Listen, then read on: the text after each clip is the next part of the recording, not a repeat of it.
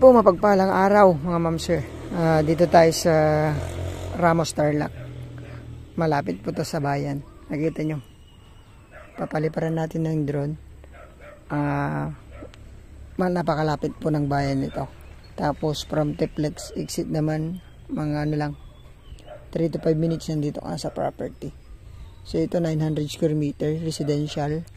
May mga puno, may mga fruit bearing, santol, yan, tamarind, may mabolo, mangga. So mga 30 to 35 meters yung kanyang frontage. So ayos naman. Tapos along cemented road.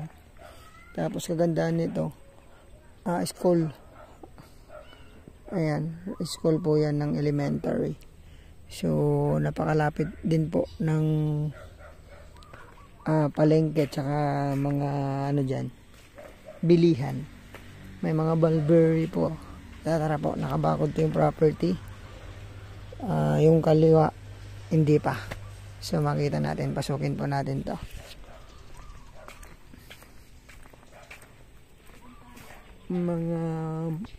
May mga bunga tong ano, nahuhulog. Santol, may nyog, may mangga, kalamansi, may akasya.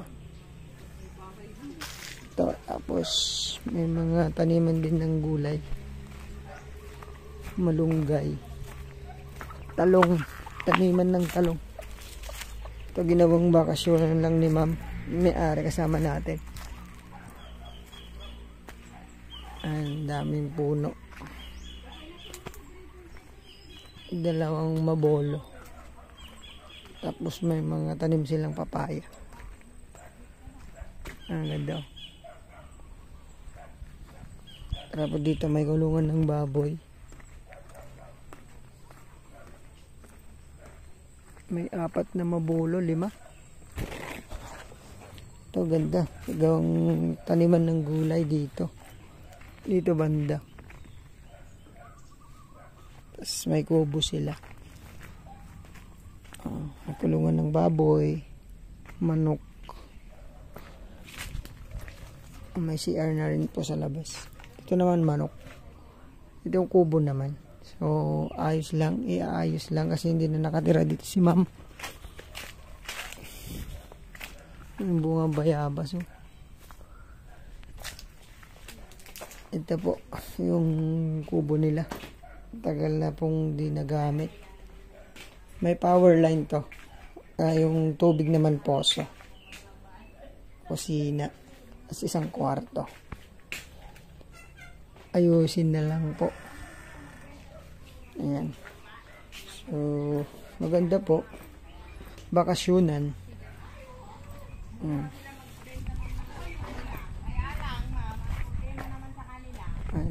Ito malinis ang title. Pangalan mismo ni ma'am saka ni sir, mulberry. Kasi ito yung poso nila. Ang likod ang ganda din. Malamig dito ma'am sir, malapit pa sa bayan. Malapit sa bayan, malapit sa Tiplex.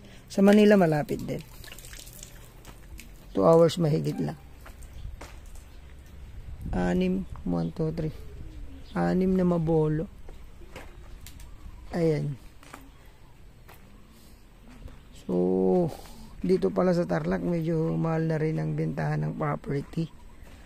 Umaabot sila ng ano, so 4,000 per square meter. Ayan, ganda po. So PM lang, magustuhan nyo. Ayan, may-ari, tawagan nyo ako, papakausap po sa inyo agad. Yung ulitin ko, 900 square meter. Titled property, clean title, malapit sa bayan. Sana magustuhan nyo ito. Thank you po. God bless.